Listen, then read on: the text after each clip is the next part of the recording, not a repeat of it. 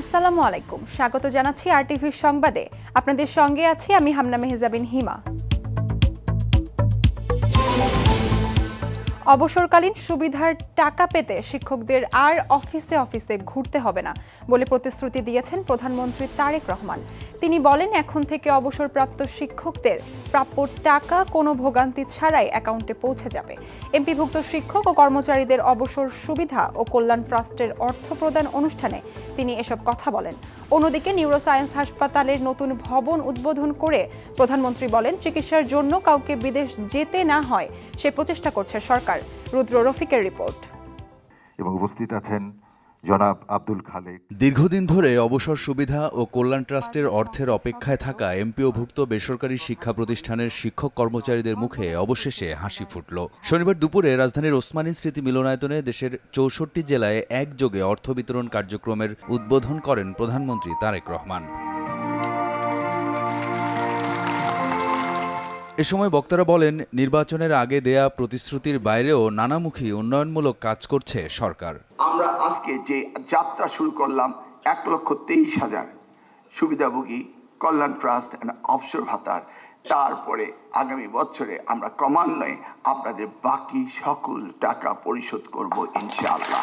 শিক্ষকদের স্বার্থ সংরক্ষণ করা, ওনাদেরকে আর্থসামাজিকভাবে আরো বেশি ক্ষমতায়িত করা এবং ওনাদের পাশে থাকা, এটি আমাদের সরকারের একটি অগ্রাধিকার। অনুষ্ঠানে প্রধানমন্ত্রী তারেক রহমান ১০ জন অবসরপ্রাপ্ত এমপিওভুক্ত শিক্ষক ও কর্মচারীর হাতে অবসর সুবিধা ও কল্যাণ ট্রাস্টের স্মারক চেক তুলে দেন। এ সময় এক শিক্ষকের শারীরিক অবস্থা বিবেচনা করে নিজেই মঞ্চ থেকে নেমে গিয়ে তার হাতে স্মারক তুলে দেন প্রধানমন্ত্রী। পরে তিনি বলেন, বিগত সময়ে নিজেদের প্রাপ্য টাকা তুলতে ঘুষ দিতে হতো। এরকম ভোগান্তি থেকে শিক্ষকদের রেহাই দিতে চায় সরকার। বিতাড়িত ফ্যাসিবাদী সরকার যেভাবে ব্যাংক, বিমা সহ প্রতিটি সেক্টর থেকে লুটপাট করেছিল, সেই লুটপাটের কবল থেকে অবসরপ্রাপ্ত শিক্ষকদের স্বার্থ রক্ষায় গঠিত উল্লেখিত দুটি তহবিলও রেহাই পায়নি। অবসরকালীন সুবিধার টাকা পেতে আপনাদেরকে আর অফিসে অফিসে ঘুরতে হবে না, আর কোনো ভোগান্তি আপনাদেরকে পোহাতে হবে না। এই সংক্রান্ত বিষয় যথাসময়ে অনলাইনে আপনাদের প্রাপ্য টাকা কোনো ভোগান্তি ছাড়াই আপনাদের অ্যাকাউন্টে যাতে পৌঁছে যায়, আমাদের সর্বোচ্চ প্রচেষ্টা থাকবে। এর আগে রাজধানীর ন্যাশনাল ইনস্টিটিউট অব নিউরোসায়েন্স ও হাসপাতালে ৫০০ শয্যার নতুন ভবন উদ্বোধন করেন প্রধানমন্ত্রী। বলেন, সরকার এমন একটি চিকিৎসা ব্যবস্থা গড়তে চায় যেখানে অর্থের অভাবে কেউ সেবা থেকে বঞ্চিত হবে না। দেশের সাধারণ মানুষ যেন স্বল্প খরচে বিশ্বমানের নিউরো চিকিৎসা পেতে পারেন, সেই লক্ষ্য নিয়েই এই বর্ধিত ভবন নিউরোসায়েন্স ২ নির্মাণ করা হয়েছে। আধুনিক চিকিৎসা প্রযুক্তি, অতিরিক্ত বেড এবং দক্ষ জনবলের সমন্বয়ে গড়ে তোলা এই ব্যবস্থা দেশের হাজারো রোগীর জন্য নিঃসন্দেহে আশার আলো বয়ে আনবে। অক্টোবর মাসে ৫টি বিশেষায়িত শিশু হাসপাতাল চালু হবে বলেও জানান প্রধানমন্ত্রী। একযোগে এই ৫টি বিশেষায়িত শিশু হাসপাতাল চালু করতে সক্ষম হবে ইনশাআল্লাহ। রুদ্র রফিক, আরটিভি, ঢাকা। বিএনপি প্রতিশ্রুতি দেয়, প্রতিশ্রুতি রাখে, নির্বাচনী ইশতেহার ঘোষণা করে বাস্তবায়ন করে, ৩১ দফা দেয়, ৩২ দফা পর্যন্ত পূরণ করে, এর নাম বিএনপি বলে মন্তব্য করেছেন স্বরাষ্ট্রমন্ত্রী সালাউদ্দিন আহমদ। ওসমানী স্মৃতি মিলনায়তনে অনুষ্ঠানে তিনি এ মন্তব্য করেন। বিএনপি প্রতিশ্রুতি দেয়, প্রতিশ্রুতি রাখে, ৩১ দফা দেয়, ৩২ দফা পর্যন্ত পূরণ করে, এর নাম বিএনপি। অনেকে গতকালকে বলছে আগামী ২ দিন পর তো সরকারের ১৮০ দিন পূর্ণ হবে, আপনারা কি কি বাস্তবায়ন করেছেন, এগুলো দেখে যান বাস্তবায়ন। বাংলাদেশ জাতীয়তাবাদী দল বিএনপির সাংগঠনিক গতিশীলতা বাড়ানোর জন্য দলের ৪ নেতাকে জাতীয় স্থায়ী কমিটিতে নতুন সদস্য হিসেবে মনোনীত করা হয়েছে। বিএনপির সহ দপ্তর সম্পাদক মোহাম্মদ মুনীর হোসেন স্বাক্ষরিত এক সংবাদ বিজ্ঞপ্তিতে এই সিদ্ধান্তের কথা জানানো হয়। স্থায়ী কমিটির মনোনীত নতুন ৪ সদস্য হলেন অ্যাডভোকেট রুহুল কবির রিজভী আহমেদ, মোহাম্মদ আমানুল্লাহ আমান, ফরহাদ হালিম ও ইসমাইল জবিউল্লাহ।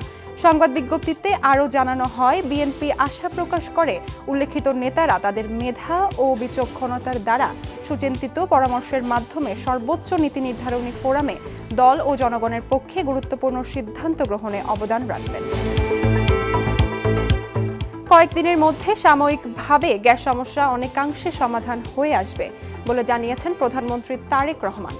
জনগণ বিদ্যুতের জন্য কষ্ট পাওয়ায় দুঃখ প্রকাশ করে বলেন, সরকার দ্রুতই এই সমস্যার সমাধান করবে। বিকেলে রাজধানীর কড়াইলের টিএনটি মাঠে বেগম খালেদা জিয়ার জন্মদিন উপলক্ষে অসহায়দের মাঝে অনুদান প্রদান অনুষ্ঠানে যোগ দিয়ে এসব কথা বলেন তিনি। আগামী সংসদ অধিবেশনে সরকার 10 বছরের জ্বালানি পরিকল্পনা তুলে ধরবে, জানিয়ে সমস্যা সমাধানে বিরোধী দলের কোনো বাস্তবমুখী সমাধান থাকলে তা তুলে ধরার চ্যালেঞ্জ ছুড়ে দেন প্রধানমন্ত্রী। আগামী যে সংসদ 27 তারিখে শুরু হবে, এই সংসদের মধ্যেই আমরা বাংলাদেশের জনগণের সামনে উপস্থাপন করব আগামী 10 বছর আমরা কিভাবে এই দেশের মানুষের জন্য জ্বালানি সমস্যার সমাধান করব সেই পরিকল্পনা। আপনারা যদি মনে করেন অতই জনগণের প্রতি আপনাদের দায়িত্ব আছে, তাহলে আপনাদের পরিকল্পনা নিয়ে আসুন জনগণের সামনে। আপনাদের পরিকল্পনা যদি আগামী 3 মাসের মধ্যে সমস্যার সমাধান করে দিতে পারে, তাহলে আমি আপনাদের পরিকল্পনায় গ্রহণ করব। বিগত 18 বছরে যারা গুম, খুন ও নির্যাতনের শিকার হয়েছে তাদের জন্য আলাদা একটি অধিদপ্তর খুলে তাদের মূল্যায়ন করা হবে বলে জানিয়েছেন মুক্তিযুদ্ধ বিষয়ক মন্ত্রণালয়ের মন্ত্রী অ্যাডভোকেট আহমেদ আজম খান। জানান, মুক্তিযোদ্ধার তালিকা পুনর্মূল্যায়নের উদ্যোগ নিয়েছে সরকার। এ সময় জুলাই যোদ্ধাদের গ্যাজেটে অনেকে বাদ পড়েছে উল্লেখ করে মন্ত্রী জানান, এই তালিকা পুনরায় যাচাই বাছাই করে গ্যাজেটে ভুক্ত করা হবে। দুপুরে জাতীয় প্রেস ক্লাবে বেগম খালেদা জিয়ার স্মৃতি ফাউন্ডেশন আয়োজিত বেগম খালেদা জিয়ার 82তম জন্মদিন উপলক্ষে দোয়া ও আলোচনা সভায় যোগ দিয়ে তিনি এসব কথা বলেন।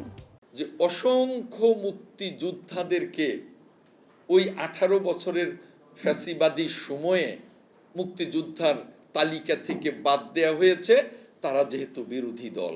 এই 18 বছরে গুম, খুন, নির্যাতনে যারা শিকার হয়েছে তাদের মূল্যায়ন করবার জন্য নতুন করে আরও একটি অধিদপ্তর প্রতিষ্ঠা করছি। আগামী 6 মাসের মধ্যে দেশের 7 কোটি মানুষকে মোবাইল ইন্টারনেটের আওতায় আনা হবে বলে জানিয়েছেন প্রধানমন্ত্রীর ডাক ও টেলিযোগাযোগ উপদেষ্টা রেহান আসিফ আসাদ। এটি সম্ভব হলে জিডিপিতে 5% যোগান দেওয়া সম্ভব হবে বলে জানান তিনি। তবে জ্বালানি সমস্যা অব্যাহত থাকলে শিল্পের সমস্যা বাড়বে এবং বিদেশি বিনিয়োগ আসবে না বলে মন্তব্য করেছেন বিভিন্ন মোবাইল কোম্পানির শীর্ষ কর্তা সহ সংশ্লিষ্টরা। তৌহিদুর রহমানের রিপোর্ট। রাজধানীর একটি হোটেলে telecom and technology reporters network Bangladesh TRNB আয়োজিত অনুষ্ঠান। এতে বক্তারা টেলিযোগাযোগ খাতের উন্নতিতে ডিজিটাল সেবা, ই কমার্স, ফিনটেক, ক্লাউড সেবা, কৃত্রিম বুদ্ধিমত্তা, ইন্টারনেট অব থিংস সহ উদীয়মান শিল্পের প্রবৃদ্ধিতে সহায়তা করতে পারে বলে জানান। খাত সংশ্লিষ্টরা বলেন, সাশ্রয়ী মূল্যে স্পেকট্রাম বা তরঙ্গ বরাদ্দ করা গেলে ডিজিটাল অর্থনীতি গতি পাবে। আমরা একটা করে লেন্স নিচ্ছি, একবার স্পেকট্রাম, একবার ট্যাক্স, একবার রেভিনিউ শেয়ারিং, আলাদা আলাদা ভাবে নিচ্ছি।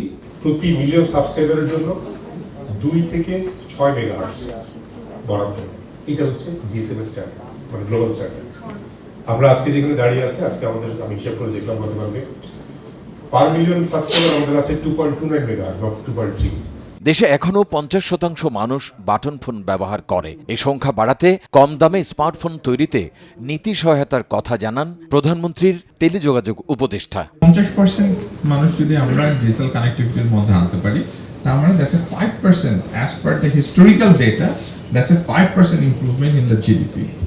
সো আমাদের জিডিপি যে 4-5% থাকে, তার উপরে যদি আমরা 2% অ্যাড করতে পারি, 3% অ্যাড করতে পারি, if we take our GDP to 6-7% growth, that will change our country significantly. উন্নত তরঙ্গ নিশ্চিত করতে সরকার সব ধরনের সহায়তা দিয়ে যাবে বলেও জানান প্রধানমন্ত্রীর এই উপদেষ্টা। Spectrum matters, but at the end the device matters, the network matters, the quality of service matters. We need. Touhidur Rahman, RTV, Dhaka. হামের উপসর্গ নিয়ে দেশে 24 ঘন্টায় আরও 8 জনের মৃত্যু হয়েছে।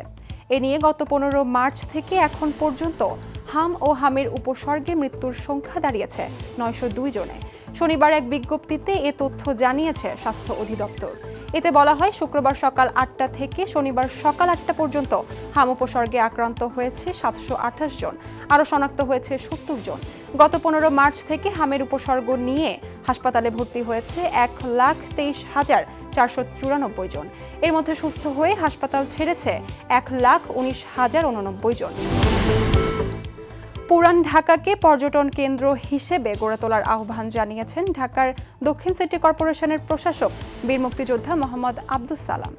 শনিবার হৃদয়ে ঢাকা 416 উৎসবে ঢাকা হেরিটেজ রান শেষে তিনি বলেন, ঢাকাকে আরও পরিচ্ছন্ন, বাসযোগ্য ও সুন্দর করতে নাগরিকদের পাশাপাশি সিটি কর্পোরেশনের কর্মকর্তা কর্মচারীদেরও দায়িত্বশীল হতে হবে।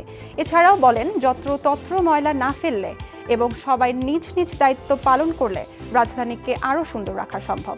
পুরান ঢাকার ঐতিহ্য তুলে ধরতে প্রতি বছর হেরিটেজ রান আয়োজন এবং সাইকেল লেন তৈরির পরিকল্পনার কথাও জানান তিনি। মতিঝিল শাপলা চত্বর থেকে শুরু হওয়া হেরিটেজ রান শেষ হয় সোয়ারিঘাটের বুড়িগঙ্গা মঞ্চে। দেশের ক্রীড়া অবকাঠামো, ফেডারেশন ও খেলাধুলার উন্নয়নে সরকারের নীতিগত পরিকল্পনা বাস্তবায়নে গুরুত্বপূর্ণ প্রতিষ্ঠান জাতীয় ক্রীড়া পরিষদ। ক্রীড়াঙ্গনকে আরও গতিশীল ও কার্যকর করতে এবার প্রতিষ্ঠানটিকে নতুন করে সাজানোর পরিকল্পনা নেওয়া হয়েছে। শুধু ঢাকা নয়, দেশের বিভিন্ন জেলার স্টেডিয়ামেও নিরাপদ ও ক্রীড়া বান্ধব পরিবেশ নিশ্চিত করার কথাও জানিয়েছেন প্রতিষ্ঠানটির ক্রীড়া পরিচালক। ক্রীড়াঙ্গন নিয়ে জাতীয় ক্রীড়া পরিষদের ভাবনায় 2 পর্বের ধারাবাহিক প্রতিবেদনের প্রথম পর্ব জানাচ্ছেন আতিকুল ইসলাম শাকিল। সরকারের দেয়া ক্রীড়া পরিকল্পনা বাস্তবায়নে নতুন ভাবনায় এগোতে চায় জাতীয় ক্রীড়া পরিষদ। প্রতিষ্ঠানটির কাঠামো ও কার্যক্রমে পরিবর্তন এনে আরও সক্রিয় ও গতিশীল করার কথা বলছেন এর ক্রীড়া পরিচালক। তার ভাষায়, শুধু মাঠের খেলায় নয়, পরিবর্তন আনতে হবে পুরো ব্যবস্থাপনাতেই। ফেডারেশনগুলোকে আধুনিকরণ করতে চাই। মূল টার্গেট হচ্ছে যে এই যে ক্রীড়াঙ্গনটাকে পেশা হিসেবে স্বীকৃতি দেওয়া। সো পেশা হিসেবে তাহলে ফেডারেশন আমাদের একটা পার্ট, তার মধ্যে ফেডারেশনগুলো অন্যতম ভূমিকা রাখতে পারবে। তাদেরকে সারা বছর খেলাধুলা চালাতে হবে, তাদের ইয়ো টিম থাকতে হবে, সাথে সাথে ইন্টারন্যাশনালি অনেক বেশি পার্টিসিপেট করতে হবে, ঘরোয়া লিগগুলোকে তারা ধারাবাহিকভাবে করতে হবে। জনবল সংকট সহ নানা সীমাবদ্ধতা রয়েছে জাতীয় ক্রীড়া পরিষদে। তবে এসব সীমাবদ্ধতা কাটিয়ে রয়েছে একে আরও ডাইনামিক করার পরিকল্পনা। পাশাপাশি ফেডারেশনগুলোকেও পেশাদার কাঠামোতে এনে বাড়ানো হবে জবাবদিহিতা। জাতীয় ক্রীড়া পরিষদকে আরও ডাইনামিক হতে হবে। সো এখানে আমাদের ক্রীড়া পরিষদকে আরও ঢালাভাবে সাজানোর পরিকল্পনা আছে।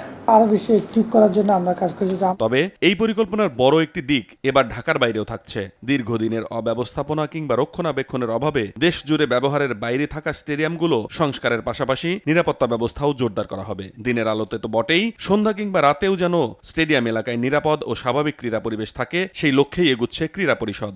স্পেশালি স্টেডিয়াম পাড়াগুলো সন্ধ্যা পর একটু নীরব হয়ে যায়, তখন কি করে যারা মাদক সেবী তারা ওইখানে গিয়ে আশ্রয় নেয়, তারা মাদক সেবন করে, অনেকে আছে চুরি ছিনতাই। তো জেলা স্টেডিয়ামগুলো তো আমরা এই পরিকল্পনা আছে যাতে এখানে স্টেডিয়াম এলাকায় খেলাধুলার একটা পরিবেশ আমরা তৈরি করতে, যেটা দিনও সন্ধ্যায়ও রাতও একই রকম পরিবেশ থাকবে। ক্রীড়াঙ্গনে কোনো ধরনের দুর্নীতির সুযোগ রাখা হবে না, এমন বার্তাও দিয়েছেন ক্রীড়া পরিচালক। তার মতে, স্বচ্ছতা ও জবাবদিহিতা নিশ্চিত করেই বাস্তবায়ন করতে হবে সরকারের ক্রীড়া উন্নয়নের পরিকল্পনা। আতিকুল ইসলাম শাকিল, RTV, ঢাকা। RTV সংবাদ এ পর্যন্তই। ধন্যবাদ সবাইকে।